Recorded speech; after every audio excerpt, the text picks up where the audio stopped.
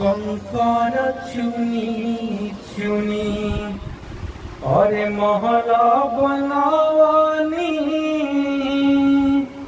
सब कहे घर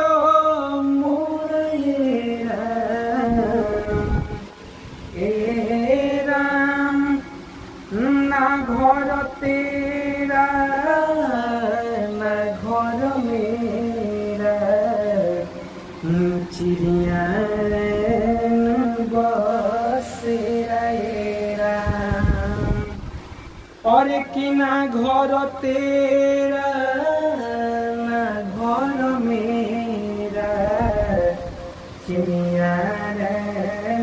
बसेरा राम और कि कंकर चुनी